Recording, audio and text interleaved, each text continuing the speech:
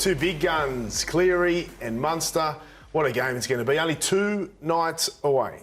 Best time of the year, Braith. Can the Panthers become the first side since Ding Dong the Witch is Dead, that famous Jack Gibson line? They won 82, 83 and 84, of course, and it was just absolutely brilliant in that era, the blue and gold. Can Penrith emulate that feat? Yeah, I can't wait. You saw the match-up there between the two key halves, but the forward packs are going to go at it. James Fisher-Harris, Nelson Asafa-Solomon. I can't wait to see the big boys collide in the middle of the field. Debbie, right now, Jerome Luai is going through a fitness test to see if he can play on Friday. Have you got any news for us at all? Well, he's training right now, Brace, so Penrith remain confident that barring a hiccup to that shoulder, and a hiccup would be a further dislocation, he'll play on Friday night. So he's training now, gets through this session. I think he plays on Friday. Have you heard anything, Hoops?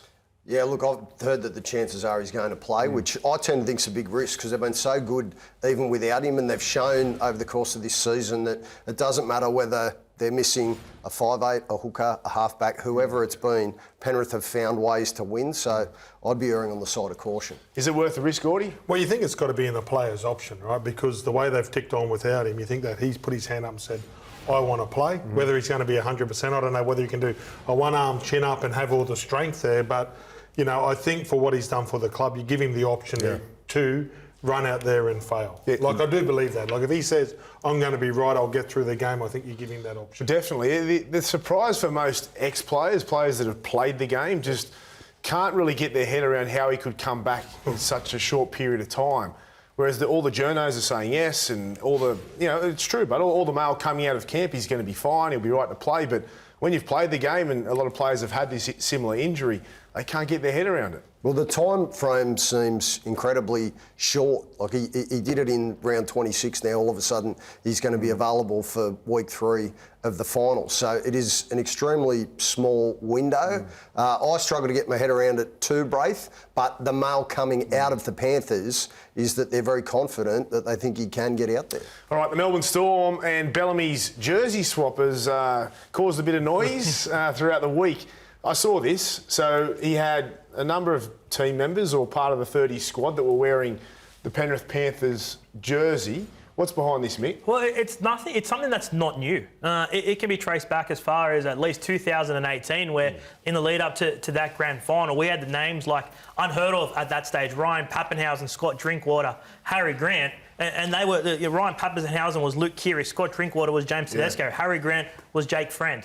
So it's not a new thing that Melbourne do, and it's about identifying the opposition and getting used to seeing the way they move. And obviously the second players, the players not in the top squad, are there to emulate what they expect Penrith to do. So it's a tactic that Craig Bellamy has used for the last couple of years. You blokes played. Does this sort of thing actually do anything? Or yeah, no, it's not a new thing. So it's not a surprise to me. It's just the jersey. Normally you put the green bibs on, or you don't actually put them in that opposition jersey as such, but you definitely have players, and you get some of your squad members to emulate whatever player their plays exactly. Always. It's common, isn't it? Putting on the jersey, I reckon it's different. Like, that's just no stone unturned. I believe that subconsciously, then you know when you're looking at the player and, you know, there's no surprises because it's your teammate. He's got a Melbourne Storm jersey on. You go there and it's a teammate. Putting that on, it probably makes you, you know, dig in a little bit. That's attention to detail. It's attention to detail. And they'll have a player and they'll give him notes on Cleary and say, this is how you train. And you have to almost be identical to the way that you're never going to be exactly like Cleary, but as similar as possible. So then you can train for it all week. Yeah, no doubt. So in that story there, I remember speaking to Ryan Pappenhausen because he was in the grand final a year later, and he said, my job that week was to be Luke Keary. Yeah. So there'll be someone in the Melbourne Storm who's to be Nathan Cleary, who's to be Jerome Luai, who's to be Dylan Edwards. Well, who brought the boombox in? Bit of role play. You love role play, don't you? All right, Nelson Asafa-Solomon says he wants to create chaos at Accor Stadium on Friday night when he takes on the best front rowers in the game, and today the Panthers enforcers responded. Yeah, I think he's probably one of their most experienced in the finals, and yeah, he's been causing chaos all year, every year, so we expect nothing less from him. Yeah, 100%. He's a big bopper, he's massive, hard to tackle, so he's going to have to go out there and throw everything at him. Are you encouraging him to bring the chaos? Oh, whatever happens, happens. The whole team's pretty crazy. Welsh and Tui, they're pretty handy as well. So the whole team's stacked. The battle up front is going to be one to watch. It is going to be huge. Now, the big question is, can Melbourne and their enforcers handle Penrith? We know Penrith are going to deliver, but are Melbourne's pack capable of aiming up and getting the better of them? Well, it's become personal this week, Braith, because there's been a lot of commentary around the Melbourne Storm and the fact that you take Nelson Asofa-Solomone out of that starting pack and all of a sudden it's workers, it's up-and-comers, but there's a bit of an element of some pop gun pack, and I think that's been specifically aimed at the Melbourne Storm's front rowers. So, look, they've been there and done it at the elite level previously, but there's no doubt, Gordy, it's a huge challenge, and I think the blowtorch is on Christian Welsh and Tui Kamikamica. Well, absolutely. Like, you watch those two at Penrith, like the job they've done. I think they hit Latrell in that game. Last year, they just went through the front door of Parramatta, so they're ready for the big occasion. It's not just Nelson, it's the other guys. It's got to be like a whole 8-man pack, siege mentality if Melbourne Storm want to get the job done. They just got to go at them. And it's got to be every man's job. Like, I've played against really good, like, you know, I come up against Lazo and all those guys.